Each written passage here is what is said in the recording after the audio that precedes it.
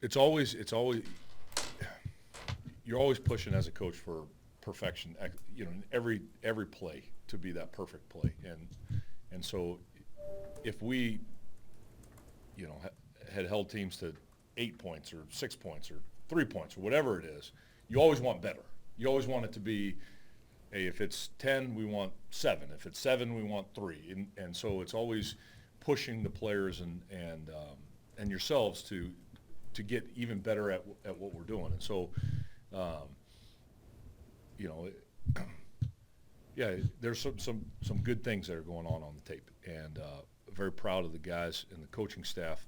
I think our staff has done a phenomenal job, and Jerry and Jack and the back end, and Frank with the linebackers, and you know, you see Nate going in there, and you know, Frank's, you know, done a really good job of next man up, you know, Huck's with the D line, and so when you look at those guys and how we're, but you always want it to be better. You know what I mean, Mike? Like, we're always pushing for, you know, one more play to be better. Take one more play off the tape. You know, if you make the tackle, punch the ball out. You know, things like that. And so that's what we're stressing. But on the same lines, you know, talking to the guys, keeping it positive, and they're doing a good job. But let's get a little bit better at what we're doing and see how good we can be. Yeah, Coach, they look like they stay with the run, but they make the pass go, and your pass defense is ranked pretty high. What are some of the challenges it'll face against the rookie quarterback and what they've been able to do in the last 4 games? 4 games, but the last 2 really. Yeah, they've done a really good job throwing the football. Look, he gets the ball out quick. He's decisive. He's got an arm. He can make all the throws. He's very impressive. He's a very impressive player when you watch him on tape. And so a lot of respect that we have for him. Their scheme is, man, those guys have done a great job. And so it's going to be a big challenge. But I think our back end, I think Jerry and Jack have done a great job of, you know, getting, you know, how we play in the secondary, you know, taking certain guys away and being able to play certain coverages and make it hard on the quarterback, you know, mentally to see things. And so it's going to be a good challenge. I'm really looking forward to Sunday and how we match up with those guys. They've got some really good wideouts. Guys are, you know, they've got a nice group of wideouts that cause problems. Each player does, you know, one thing particularly well and mix the ball around in certain situations. And so it'll be a good challenge.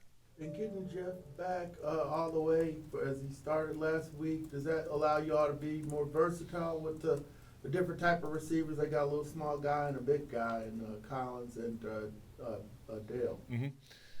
Just we're going to do what we do, Orlando, and you know, last week we kind of matched a little bit more, but that doesn't mean that it's going to be like that every week. You know, so we're gonna play what's best for us, put our guys in the best situation for what they do. But we certainly can, but doesn't mean that we're going to. And then getting Jeff back. Yeah.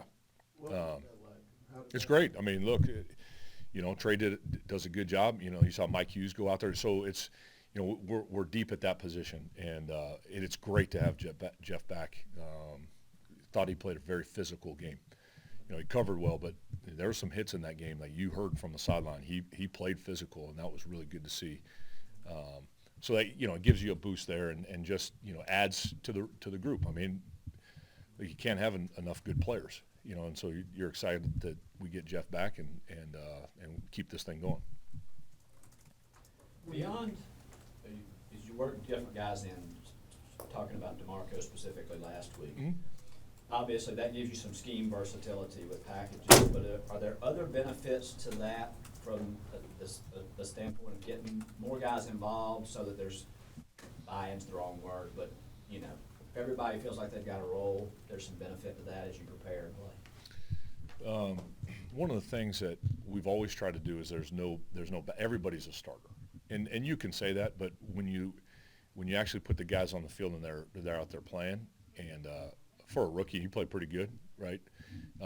It gives him, like, you know, kind of gets his feet wet a little bit, and so you don't just throw him out there in the fire. And we feel like we're very deep. We got good at all 3 levels of the defenses. That we got a lot of guys that can go out there and play. So, one, it's a long season. You never know what's going to happen. So you get prepared in that manner. Two, everybody feels, I'm going to get an opportunity. It's just a matter of time when. And then look at three is you always want to have that, next man up mentality of if something does happen. Nate, for example, hey, they've got their feet wet, and now I can go out there and play, good football.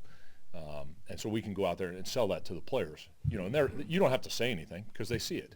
They see DeMarco out there, and you see, all those other guys out, Mike and Trey, and, look, the D-line. I mean, we play eight guys every game. And so, in that room, you're going, hey, maybe I'm up this week, and then it keeps you locked in mentally, all those type of things. But the players, how they think about it is, man, I'm just going to go out there, I'm going to practice the best I can, and then I'll be prepared if my name is called that week. Did you get that philosophically from somewhere else? I mean, because you have some defensive guys who really like, especially in the back, kind of back seven. Those are my guys. They're playing every snap. Yeah. Was there a place that you were that kind of told you that? No. It starts, with Art. Yeah. That's his. And we would go out in camp, and one of the things was he didn't matter. There was no first, second, third. It's what you did with your reps. Those were the things that mattered. And so, when you watched us in camp, it could have been, a rookie against, a 7-year vet, on either side, and that helped the guys prepare because you're playing against the best, at whatever position that is, or your opposition, in practice. And so, it was awesome to see because you can see the growth of the players because they're playing against better guys. It's not always, rookie against rookie. Now you've got to raise your level and everything. And so that just prepares you for what we're doing right now in the season. Then the other thing is it is a long season. And so you want to develop your entire roster because you never know what's going to happen. Obviously with Jeff the first couple of weeks of the season, Trey stepped up. We won a couple of games, played some good defense, those type of things. And so the rest of the guys see, hey, that was just at the corner position, but it could happen anywhere on your defense. And so, or team for that matter. And so next man up mentality, treat, everybody's a starter. You got to be ready to play. Nate, for example, steps right in, makes a bunch of plays and, feel like we haven't missed a beat. Yes. Can't wait till Troy gets back, but hey, it's the next man up mentality. When the defense is playing as well as it has been, like you said, you saw a lot of things and the offense is struggling at points. How do you keep those guys from saying, man, like, what else do you need to do here? Well, I think it's like kind of what we talked about in the beginning is, look, this is a team game. It's a team game. And we're in this thing together. And that's the first thing is look, we practice against each other, but when we go out there on Sunday, we are one unit and we're pulling for everybody, okay? So that's the first mindset that we have here. Art's done a great job of it's a team. We win as a team. The wins that we've had, there have been team victories. And here's our message to our players. We don't ever look at, what's happening on the other side of the ball. I'll be honest with you, I didn't watch one snap last game because we have corrections on our side and things that we have to get done defensively. And so can just do better at your job. Like that's always the message. It doesn't matter if we're 4-0 right now, it's do better at your job and not worry about, just keep the train going down the track. Do the best that you can, 17 points, let's hold them to 10. Let's limit those things. And, and then we win together. It's a together, it's a team thing. We never, not one time have ever thought anything or players and never seen nothing. They've always been steady about what we have to get done, that we have to get better on defense and play the best defense that we can to help our team. That's our job. So the offense starts slow again. You guys haven't run more than 3 plays on the first possession yet this year. How do you solve this at this point? Yeah, again, I mean, that's not the intention or the intent of anybody, right, to go out there and not start and get into a rhythm. Because ultimately, right, regardless if you're a coach or a player, and you played this game since, let's say you're, a young child, right? Ultimately, what breeds confidence early on is early success, right? Basketball, see the ball go through the hoop, right? In football, right? Get that first down. And so ultimately, right, it's what I do find is the more that you think about it, press, talk about it, ultimately it's like you're in the outfield and don't hit me the ball, and the ball comes your way, right? We just have to go out, play fundamentally sound, understand the intent of each play, go out and execute. Coaches put the players in the best position, right? Get things going early in terms of confidence and rhythm, and then let's play with that to start instead of having what we've had the last couple games, come into halftime, regroup, and start strong in the second half. But ultimately, let's flip the narrative and go out and play with a good rhythm to start the game. I mean, how do you do that? The practice field, right? I mean, ultimately, the game will never change, right? You go out there, you practice, you understand the intent of each play, you know your fundamentals, you trust your eyes, you go out and you play because you've trained it. That ultimately, regardless of really cool designs or plays like that, the game doesn't change in terms of 11 on 11, understanding what you're trying to accomplish. Go out there, trust your physical fundamentals, right? Trust that between each other and teammates and everything else, you go out and you're going to play fast, right? Because when guys play fast and it's a clearer picture, right, good things typically happen. When you're trying to press or do something that, you're trying to make something happen, that's not what you want to have happen. And so, again, that's not what we're going out there today, just like we did yesterday, with the intent of let's put a really good practice out there. Let's go out with great energy, because I think that's also part of it, right? Like there's a psychology of the energy. Like you go out there, right? You're still playing a game with, there's more than a lot that goes into the NFL and playing football. But ultimately, right, like the energy matters. Go out there, have great energy, feel good, play with confidence, and let's go let it rip. And that's ultimately, because you look at times when we are moving the ball and we're doing good things, right? You can feel a different energy and you can feel a different outcomes coming out. And again, we need to, 4 games in, right? Ups, downs, all arounds. Like there's a lot of football left, right? And I'm not trying to make excuses. What I'm saying is, right, we need to continue to build, right? We need to continue to go out there and we need to put a product out there offensively that score points. Like no one's denying that.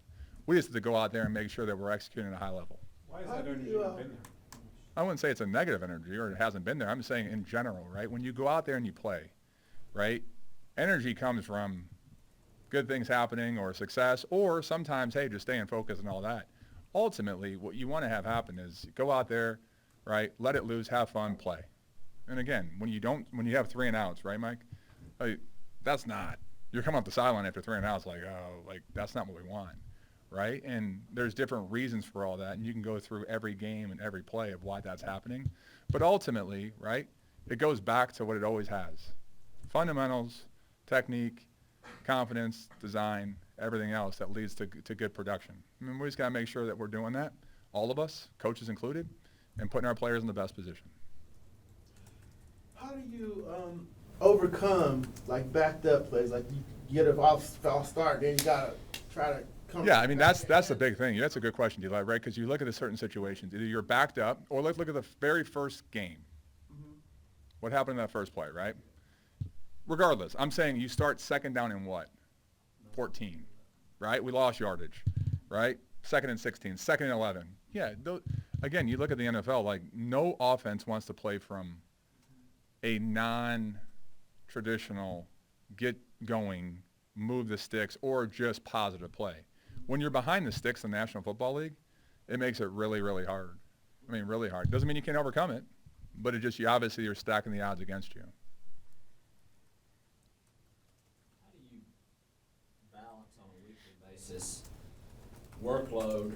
Obviously you have a plan going into the game, and it would be so-and-so, it would divvy up into this many touches for this guy and this many touches for this guy, but you've also got to extrapolate that over 17 games. I'm thinking Bijan here, Mm-hmm. but it could work for any guy. So that Right. you don't overload a guy, but you also get a guy enough touches. How does that balance work on a Yeah, and that's season-long a good versus a question, weekly basis? because you do have that, right? You're a long season, right? Plays out. Hopefully, you play past, the games that are asked of you, and ultimately, right, there is a flow of the game in which a guy is rolling, right, regardless of position.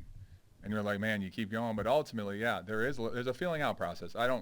I don't think it's not fair for me to answer for anybody but myself about that. But ultimately, when you look at it, yes, there's a feeling out, but there's also understanding that the rhythm, right, and making sure everybody is involved. Because when everybody's involved, then ultimately guys feel a certain way, and you go out and you play. But you don't want to pigeonhole and say, hey, this guy's only get 5 touches, right, or 10 touches. Like, it's because then all of a sudden you're playing a game in which I think some of that freedom gets taken away.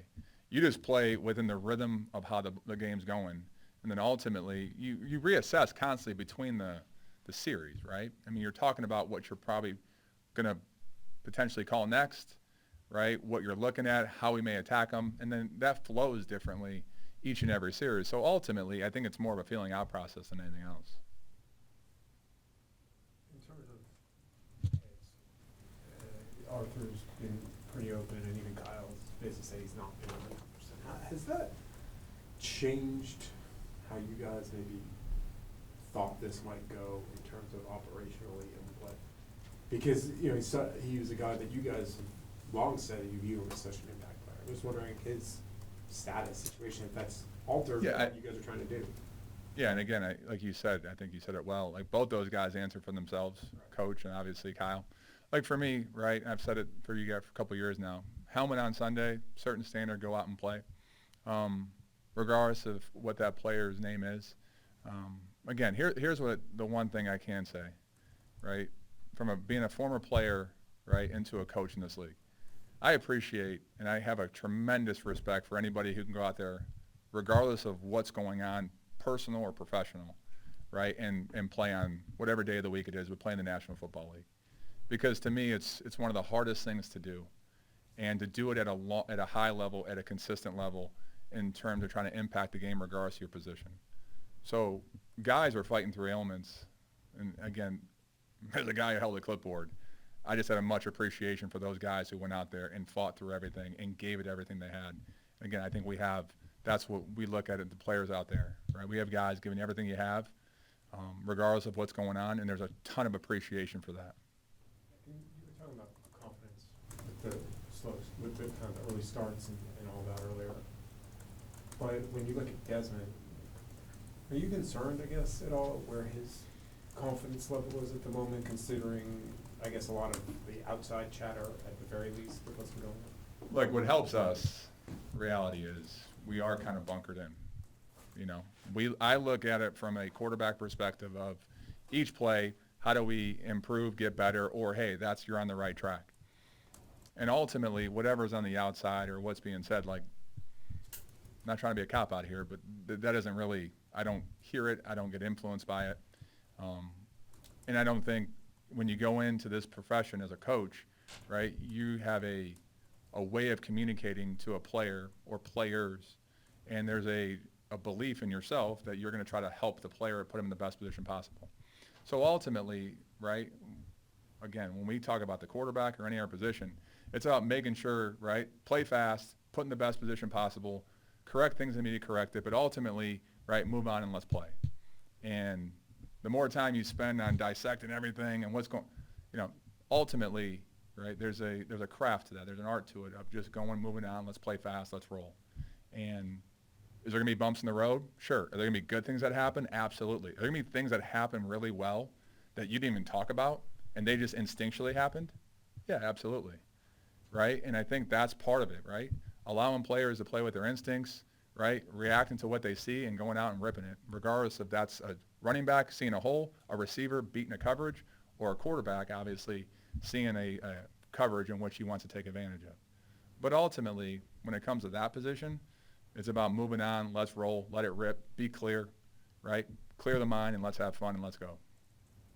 What has it been like learning how Desmond responds in tougher situations? Well, I mean, I think that's when you evaluate the player coming out of college, right, and you spend time with them, in particular with him, like, it wasn't, sure, he won a lot in college, but there was games in which he had to fight through adversity and he had to, pick himself up after something or pick his team up. And so the mental makeup of that. And I think that shows in the last 2 second halves, right, of the Detroit and obviously this last Jacksonville game, right? So you want to see again, it's not just him, by the way. It's one of 11, but ultimately, right, I get what the questions go to the quarterback. But what I'm saying is you want to see, yeah, absolutely. Can you help yourself, right? Can you get yourself in the right frame, even though something just bad happened or good happened? So I've talked about this before. Sometimes, right, something really good just happened, and some quarterbacks I've been around, right, all of a sudden can't see straight because they're so excited and they can't get back to the next play. It's just not people point to the bad things, but sometimes it's the good things, right? And ultimately, can you play each play as its own, right? Can you separate what just happened and just play? And so, again, I think he's demonstrated that throughout the 8 games. There's times where, hey, things didn't go his way. Come back, bounce back, clear his brain, clear his mind, and go play. And that's ultimately what you want to see at the position. You want to see a guy who's going to fight through it with his teammates. More importantly, they all support each other. All 11, you go out there and you play regardless of what just happened to play before. Anything else? You mentioned the focus on energy and fundamentals. What does that look like in practice in the locker room this week? No, I mean, it's been exactly what we've had through OTAs and training camp. Go out there, guys understanding the plan. Coaches obviously still continue to go out there and help and teach. And guys getting to the line of scrimmage and playing fast and letting it rip. It's no different. There's no different preaching or coaching that's happened this week than has happened in previous weeks, right? Ultimately, going out there, great energy, right? What I mean by that is like, guys, it's contagious, right? And so you go out there, it could be from coaches or players or whatever, and you go out there and there's a singular focus to go out there and practice and play and use it as game reps. Because this is our best training. What happened to me as a player was I was like, I'll practice, I'll get to the game. But ultimately, if you're not training for it out here, which we put our players through, like make the conditions where it feels like the game, so when the game happens, it's not all of a sudden so fast, right? Because we've conditioned the players to do this. That's all part of it. And so when we go out there, regardless if it's Wednesday, Thursday, Friday, or Saturday, right, it's that same philosophy we always had about the intent, the focus, and the energy since OTAs have started back in the spring. And then just carrying it forward, regardless of what happened the previous week or what you think might happen this week. You mentioned energy. You talked about energy a bunch. Well, I should never have said that word. My goodness, I'm getting a ton of questions. Well, but Matt Collins has his outburst, or as he called it outburst, Desmond called it outburst on the sideline during the game. Do you consider that good energy or bad energy? I mean, that's a question that's been answered. To me, right? Well, I'm asking you, we haven't asked you. Yeah, that, again, I'm going to speak for myself, though, right? You've been along with me a long time. Right? I'm not going to put any words in anybody's mouth. I'm not going to speak for anybody else, Michael. But ultimately, how I feel about it is this, right? You go out there, right? There's a focus and intent, right, and a certain level where you go out there. And remember, right, it's going out there to execute at a high level, but you're also going out there with a group of guys that you've been with, right, since the offseason to a common goal. What's the common goal on offense, right? Score points, help your team win football games. And that's all we're here to do, right? And so you go out there with that singular focus all together, usually good things happen. All right, well, we'll get started. Going into this week, going against Houston, Frank Ross, their coordinator there, does a great job with their units when you talk about all 6 phases. Kicker Fairbairn, I believe he's only missed 1 kick this year, hasn't missed a PAT. He's been strong for them, whether you talk about field goals or kickoffs. Their punter, Cam Johnson's back from IR. He's had a successful career in the NFL with Philly and now with Houston, going on, I believe, his 3rd or 4th season, I believe, with Houston. Excited to go against him. He's a great directional punter. He does a great job ball placement and forcing a lot of fair catches. I believe their punt coverage unit is #1 in the league when it comes to yards per return.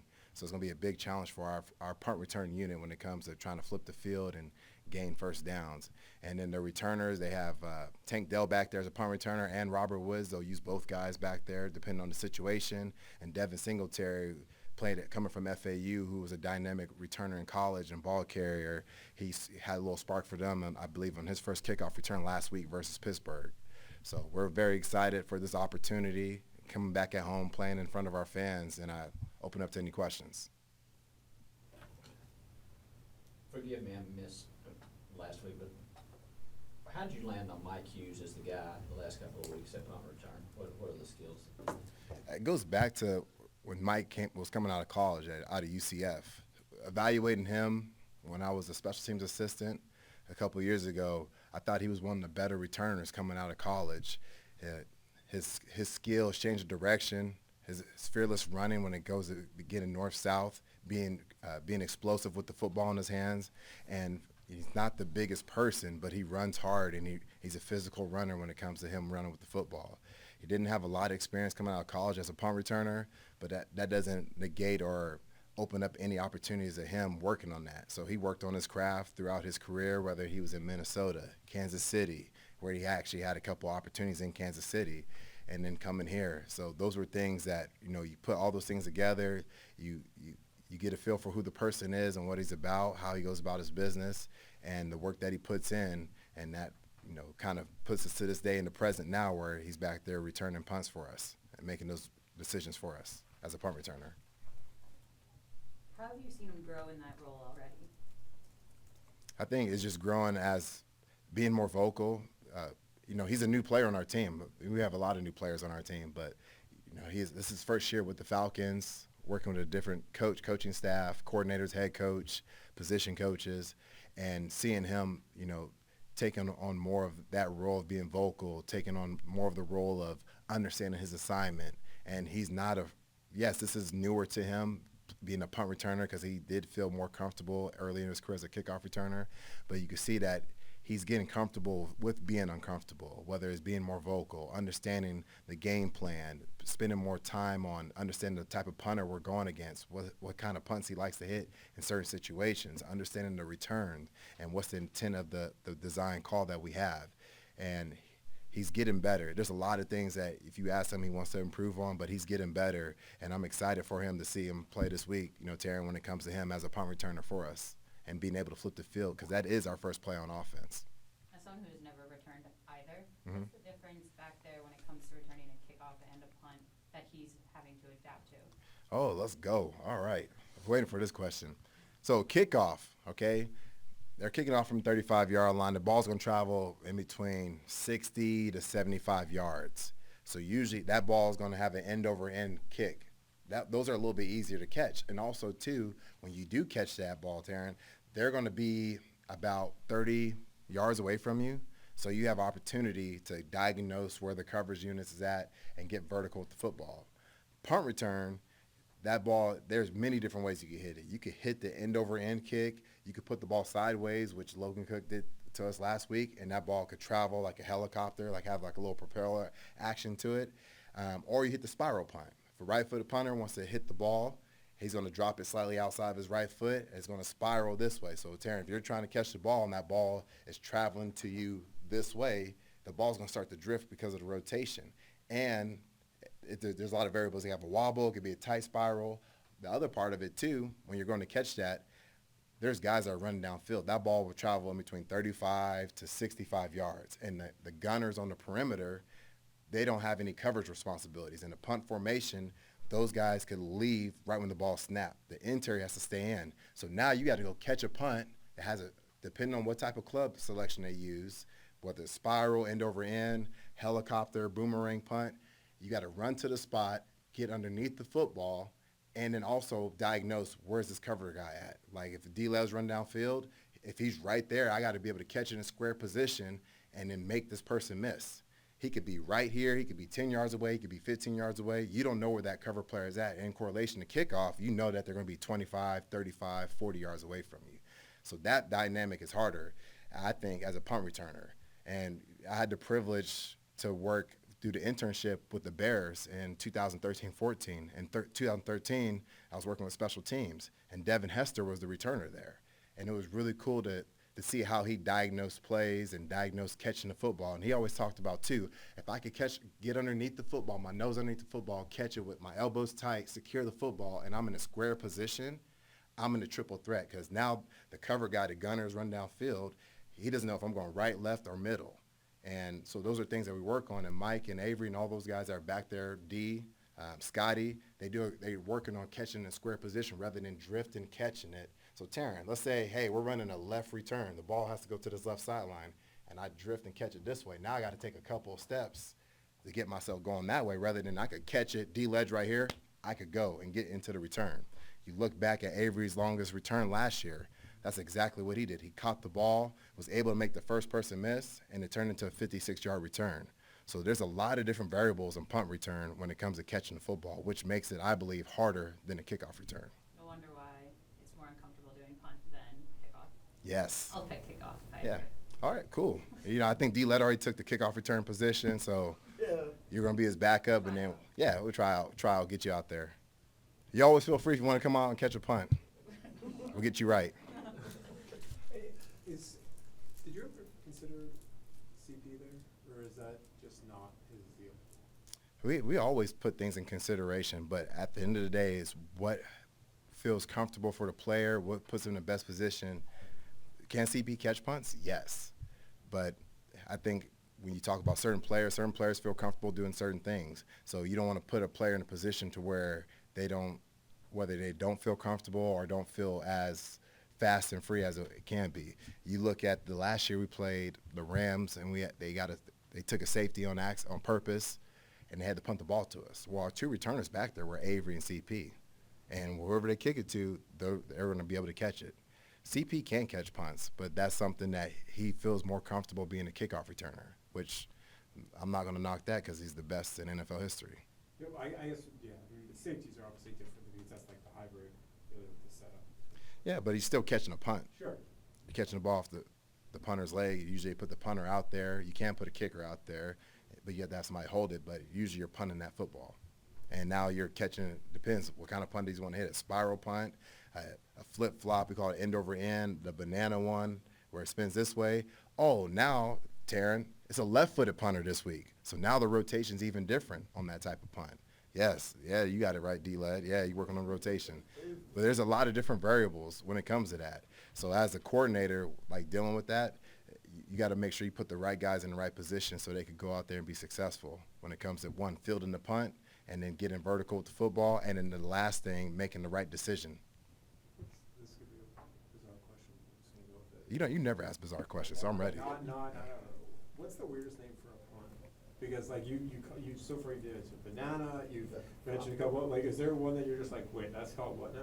Our special teams, our senior assistant, Steve Hoffman, we were going through all these different types of punts that people have, and he made up a name for it called the lemon slice. So yeah. So there's a lot of different things that guys could do. Because if you're a right-footed punter, you could be tilted this way. Like Thomas Morris said, he's lined up this way. You know he's punting the ball. He's going to catch it. His line's going to be this way, and he's punting it that way. Same thing. He's punting left. He's going to be tilted this way, catch it, punt that way. There's guys that will line up this way, like the punter we're going against. He'll line up this way, and you don't know which way the ball's going. You don't know if the ball's going to our left, down the middle, or outside the numbers to our right.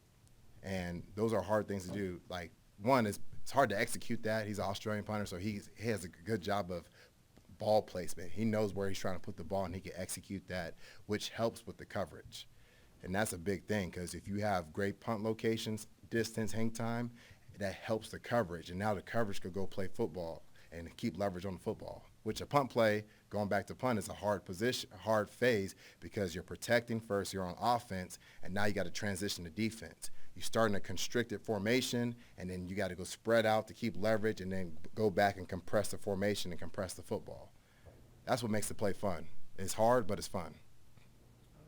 Just fascinated by it. So wait, so lemon slice is like, I'm sorry, I'm focused on. Okay, hey, so you put the ball sideways, and it slices back this way. So he hits the ball, and he's holding it this way. Rather than holding it this way, he holds it this way. Hits it. Yeah. I don't know what other people use, but I know that we call it the lemon slice. So our guys know. They know based on type of punts that we're getting, how to handle those situations, and based on the field position, what type of punts certain punters like to hit for our returners. Can you get the machines to do the different ones? Unfortunately, no. We could hit the spiral punt. We could make it a right-footed kick, a punter, a left-footed punter, and then we could do the end over end, which you see that around the logo area. The fourth down plays around that logo area, that's where the punters will hit the end over end punt to try to make it bounce so it could not check into the end zone, but bounce and stay in the field of play. The control field position for their defense to play with better field position against the opponent's offense.